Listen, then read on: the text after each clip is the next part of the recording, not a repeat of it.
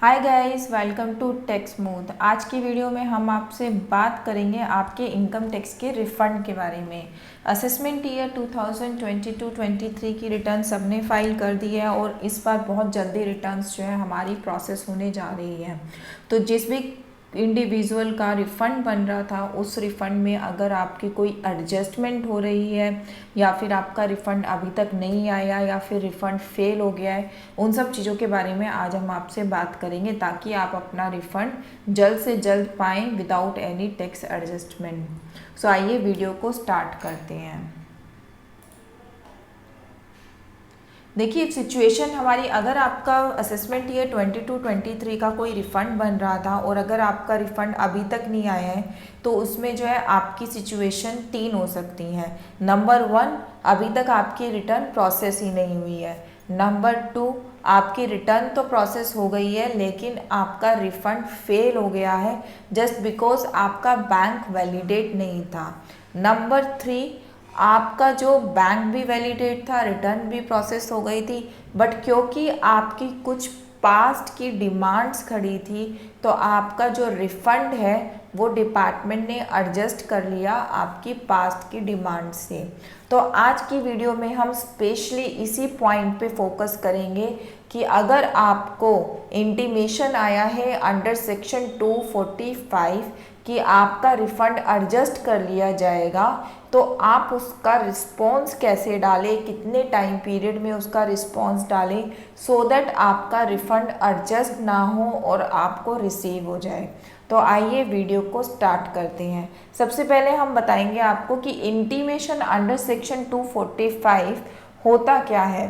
देखिए जब आपकी रिटर्न प्रोसेस होती है और आपका अगर रिफ़ंड बन रहा होता है तो होता क्या है, डिपार्टमेंट सबसे पहले अपनी पास्ट डिमांड्स को देखता है कि उस असेसी के अगेंस्ट कोई पास्ट डिमांड तो नहीं खड़ी डिपार्टमेंट के पोर्टल पे। तो सबसे पहले डिपार्टमेंट अपनी जो डिमांड्स होती हैं उनको एडजस्ट करता है, फिर अगर कुछ फंड बैलेंस बचता है आफ्टर एडजस्टमेंट तो वो असेसी के अकाउंट में एज एन रिफ़ंड दिया जाता है।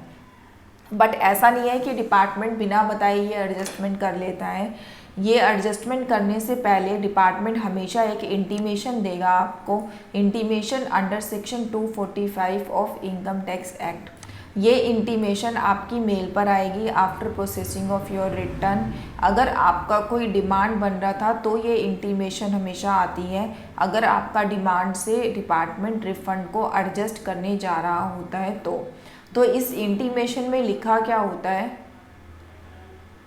Your refund is processed to be adjusted against the outstanding demand, kindly respond. यहाँ पर इन्होंने फेस ऑफ द इंटीमेशन पर 2 लाइनों में पूरा क्रक्स लिख लिया है, क्रक्स लिख दिया है इस नोटिस का कि आपका रिफंड तो जो है हमने जो है कर दिया है प्रोसेस, प्रपोज्ड मतलब हमने आपकी रिटर्न प्रोसेस कर दी है और आपका रिफंड बनता है, ठीक है, बट हम इसको एडजस्ट करने जा रहे हैं आपकी आउटस्टैंडिंग डिमांड से, तो आपको रिस्पॉन्स डालना है इसका, ठीक है।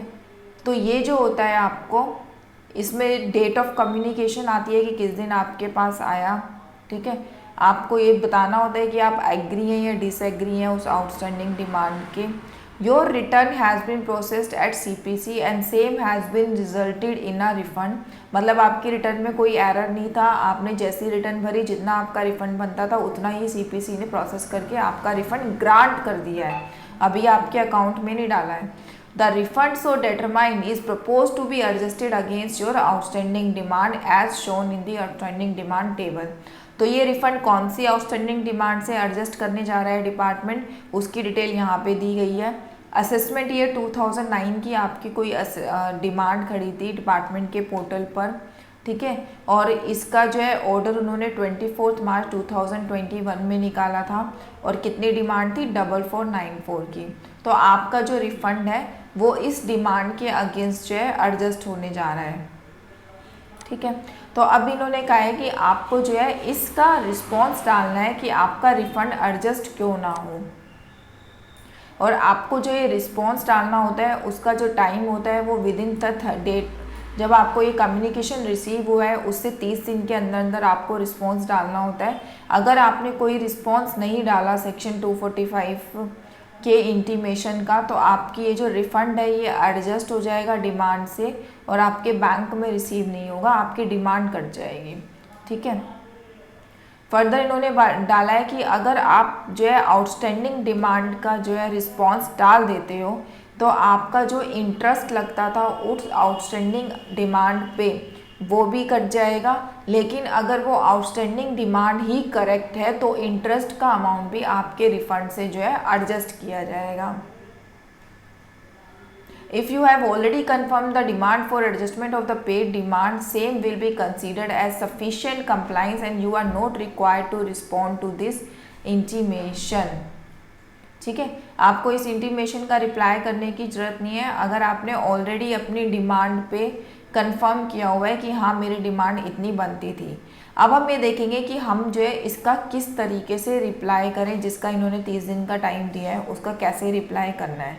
इसका प्रोसेस इस नोटिस में भी इन्होंने दिया होता है कि आपको अपने इनकम टैक्स की वेबसाइट पे जाना है, वहाँ लॉगिन करना है, पेंडिंग एक्शन में जाना है, रिस्पॉन्ड टू आउटस्टैंडिंग डिमांड में जाना है। ठीक है, मैं आपको ये करके भी दिखा देती हूँ। ये हमने अपना इनकम टैक्स का वेबसाइट खोला हुआ है।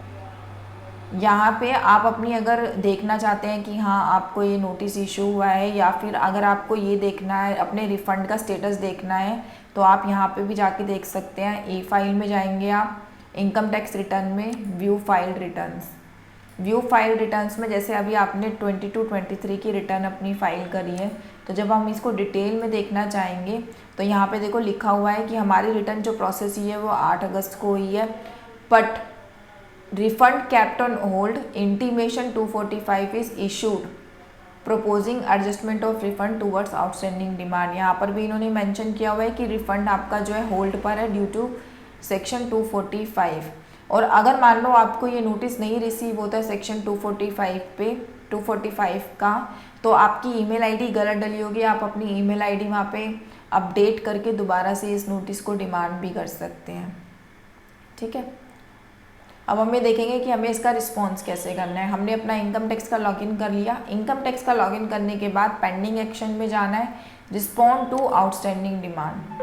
अब आप यहाँ पे देख सकते हैं मेरी 2 सालों की डिमांड करी है, एक 2018 एक 2009। अब आप ये सोच रहे होंगे लेकिन डिपार्टमेंट ने तो जो है 2009 का ही रिफंड डिमांड एडजस्ट करने के लिए बोला है, तो क्या मेरा 2018 का डिमांड जो है वैलिड नहीं है? ऐसा नहीं है। एक्चुअली क्या है, आपकी डिमांड तो जो है 2 साल की खड़ी है, लेकिन जो अमाउंट है इसमें देखिए अमाउंट है 7734 का और इसमें आपका अमाउंट है 10,000 प्लस 2200। 10,000 हमारी आउटस्टैंडिंग डिमांड प्लस 2200 उसके ऊपर जो इंटरेस्ट बना जो हमने डिमांड आज तक पे नहीं की है वो वाला अमाउंट। तो अगर मेरा करंट ईयर का रिफंड ही कम अमाउंट का होगा तो डिपार्टमेंट ये दोनों डिमांड्स कैसे एडजस्ट कर लेगा? तो जितना मेरा डिमांड था, जितना मेरा रिफंड था उतनी ही अमाउंट की डिमांड डिपार्टमेंट एडजस्ट करेगा। तो उसने उसी साल का रेफरेंस दिया है। डिपार्टमेंट जो है उस पर चलता है फर्स्ट इन फर्स्ट गो वाले प्रोसेस पर। जो मेरी सबसे पुरानी डिमांड है सबसे पहले उसी को ही एडजस्ट किया जाएगा। तो 2009 की मेरी सबसे पुरानी डिमांड है तो सबसे पहले डिपार्टमेंट ने इसी में से ही 4400 को एडजस्ट किया है। ठीक है, लेकिन उन्होंने आपको 30 दिन का टाइम दिया है कि अगर आप रिप्लाई कर देते हैं तो ये अमाउंट एडजस्ट नहीं होगा। तो इसका हमें रिप्लाई कैसे करना है, यहाँ पर हमने देख लिया हमारी कि कौन कौन सी डिमांड है। फिर उसके बाद आपको इसमें देखना है कि ये डिमांड किस तरीके की खड़ी कर रखी है डिपार्टमेंट ने, क्या प्रॉब्लम रिटर्न फाइल करने में की थी हमने जो ये डिमांड निकाली गई है। अगर आपको लगता है कि आपकी डिमांड जेन्युइन है, ठीक है, 3 केसेस हो सकते हैं आपके कि फर्स्ट आपकी डिमांड जेन्युइन है, बनती थी। सेकंड, आपकी डिमांड पूरी तरीके से जेन्युइन नहीं है, हाँ डिमांड बनती थी बट इतनी ज़्यादा अमाउंट नहीं बनती थी। थर्ड, आपकी डिमांड बनती ही नहीं है। तो आपको इसी तरीके से आपका जो है यहाँ पर रिस्पॉन्स डालना है।